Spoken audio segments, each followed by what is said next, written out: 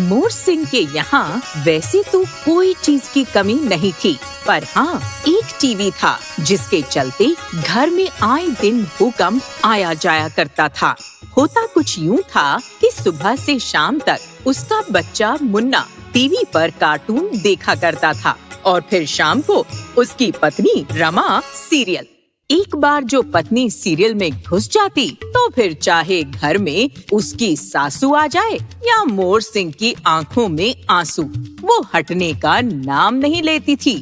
एक दिन रात को मोर सिंह अपनी पत्नी से बोला, अरे सुनती हो? ये कान मैंने आर्टिफिशियल नहीं लगाए हैं, सुनाई देता है मुझे। अरे मैं ये बोल रहा था कि आज इंडिया पाकिस्तान का मैच है, अगर कुछ देर के लिए रिमोट। चाहे तो मुझसे जान मांग लो, मगर टीवी का रिमोट भूल कर भी नहीं मांगना। चुपचाप हमें सीरियल देखने दो। अब अगर बीच में डिस्टर्ब किया तो कुकर की सीटी आने से पहले तुम्हारी सीटी आ जाएगी। और अगर इतना ही टीवी देखने का शौक है तो घर में एक और टीवी ले आओ, फिर देखते रहना पूरे दिन। मोर सिंह बेचारा डर कर चुप बैठ जाता है। मोर सिंह एक कबाड़ी वाला था। उसके गांव में एक छोटी सी कबाड़ की दुकान थी। घर में इस टीवी की ही किश्त खत्म नहीं हुई थी, तो बेचारा दूसरी टीवी लेने का कहां से सोचता। इसलिए मैच को भूलकर मोर सिंह खाना खाकर चुपचाप सो गया। अगले दिन उठकर वो अपनी दुकान पहुंचा और काम करने लगा। मोर सिंह अपनी दुकान में साफ सफाई कर रहा था, तभी उसकी नजर एक अजीब सी चीज पर पड़ी। अरे ये क्या? ये तो कोई रोबोट जैसा लगता है, इसे कौन रख गया यहाँ? मोर सिंह ने उसके पास जाकर देखा और याद करने की कोशिश की। याद नहीं आता कि ये रोबोट मैंने कब लिया और किससे लिया। मैं तो इसे पहली बार देख रहा हूँ। खैर जो भी हो, कबाड़ है, कबाड़ी के काम आ जाएगा। इतना कहकर मोर सिंह वापस से अपने काम में लग गया। दुकान का सारा कचरा समेटने के बाद वो बोला, आज तो कचरे की गाड़ी भी नहीं आई। अब इसे कहाँ फेंका जाए? इधर उधर देखने के बाद मोर सिंह को वो रोबोट दिखा। अरे ये रोबोट में एक बड़ी सी जेब जैसा कुछ है। एक काम करता हूँ, सारे कचरे को इसी में डाल देता हूँ। इसी बहाने इस रोबोट का इस्तेमाल भी हो जाएगा। इतना कहकर मोर सिंह वो सारा कचरा रोबोट की जेब में डाल देता है। मोर सिंह के कचरा डालते ही अचानक से रोबोट में से हरी लाइट जलने लगी। लाइट के जलते ही मोर सिंह कुछ कदम पीछे हट गया। कुछ सेकंड तक रोबोट झटका लेने लगा और अचानक से रोबोट की जेब से एक टीवी बाहर निकला। हे भगवान, ये सब क्या है? इस रोबोट के पेट से टीवी कैसे निकला?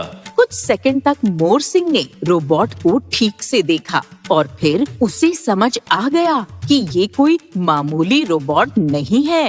ओहो, तो अब समझ में आया ये सारा माजरा। ये एक जादुई रोबोट है जो कचरा खाने के बाद कुछ न कुछ अच्छी और कीमती चीज देता है। चलो इसे अपने घर ले जाता हूँ, ये मेरे बड़े काम आएगा।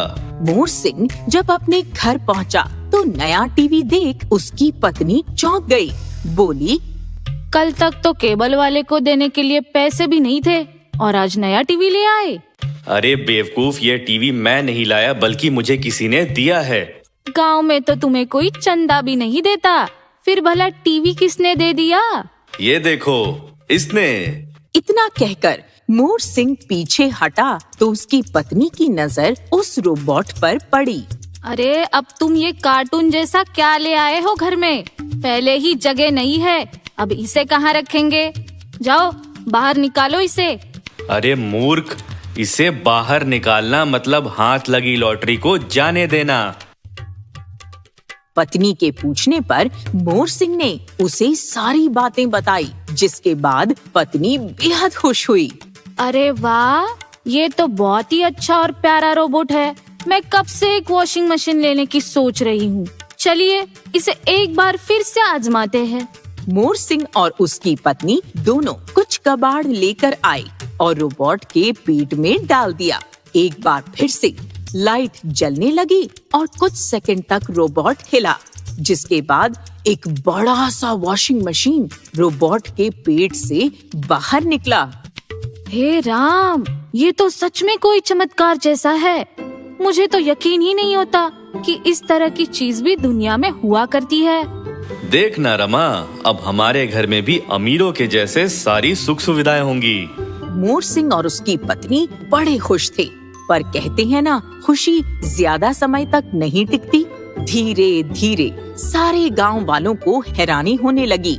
लोग तरह तरह की बातें करने लगे कि कबाड़ी वाले के पास इतना पैसा कहां से आ गया, और लोगों से होते हुए ये बात शहर के चोरों तक भी पहुंच गई। सुना है पास वाली गांव में एक कबाड़ी वाला रहता है, मोर सिंह नाम है उसका। उसके पास कोई जादुई रोबोट है जो मुंह मांगी चीजें देता है। अच्छा, तो ये बात है, तो फिर देर किस बात की? चलो आज ही चलते हैं और उस रोबोट को लेकर आते हैं। रात होते ही चोर मोर सिंह के घर की ओर निकल पड़े। रात के करीब 2 बजे जब मोर सिंह और उसकी पत्नी सो रहे थे, तभी चोर खिड़की से उसके घर के अंदर घुसे।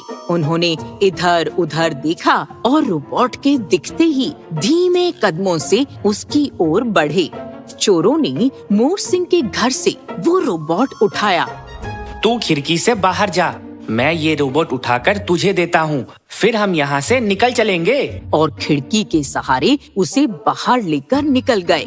थोड़ी दूर आते ही जंगल में रुककर उस रोबोट को नीचे रखा। आहा, हम चल कर क्यों जा रहे हैं? क्यों ना इस रोबोट को हम कुछ कचरा खिलाएं, ताकि हमें जाने के लिए एक बढ़िया सी गाड़ी दे।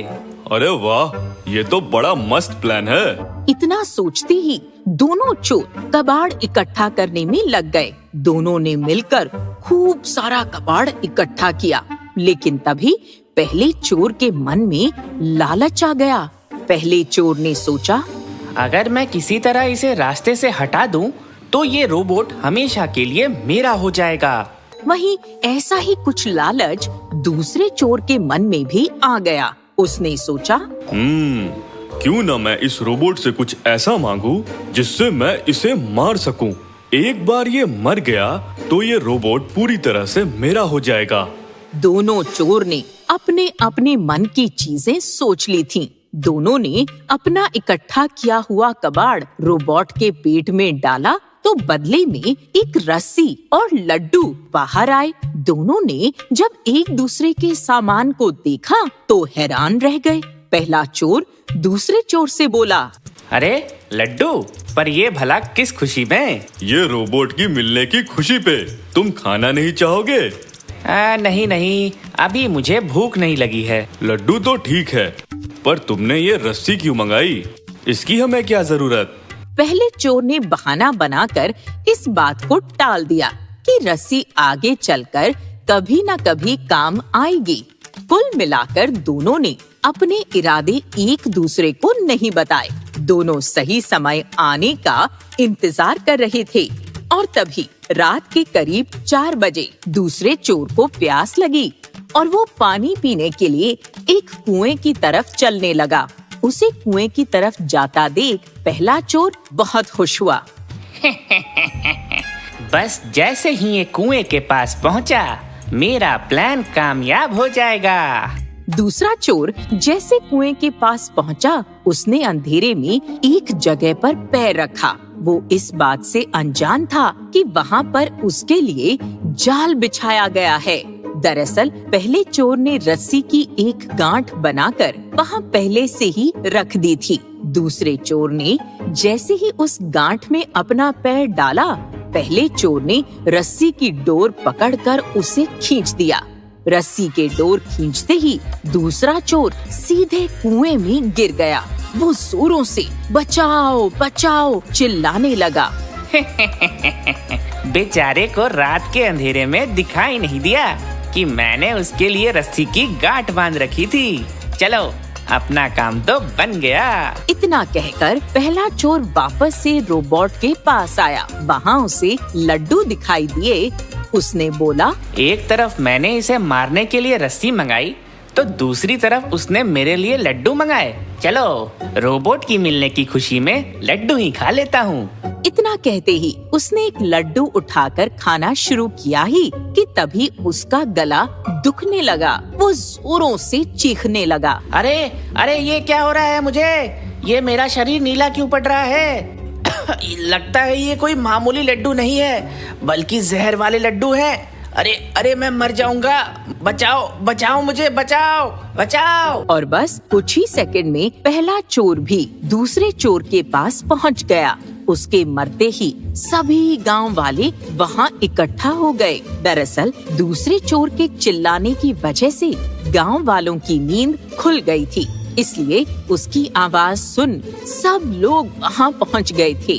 गांव वालों के साथ मोर सिंह भी था। रोबोट को देखते ही वो बोला, अरे ये तो मेरी जादुई रोबोट है, ये इनके पास कैसे आया? लगता है ये चोर थे और मेरे घर से इसे चुरा कर ले गए थे। सच कहते हैं, बुरे काम का बुरा नतीजा, लालच इन दोनों को ले डूबा। तो देखा आपने, लालच का नतीजा हमेशा बुरा ही होता है दोस्तों। ये भाई को भाई का, दोस्त को दोस्त का और बेटे को पिता का दुश्मन बना देता है। इसलिए इससे बचकर रहना चाहिए और लालच कभी नहीं करना चाहिए। दोस्तों, ये कहानी अगर आपको पसंद आई हो तो इसे लाइक और शेयर जरूर करें।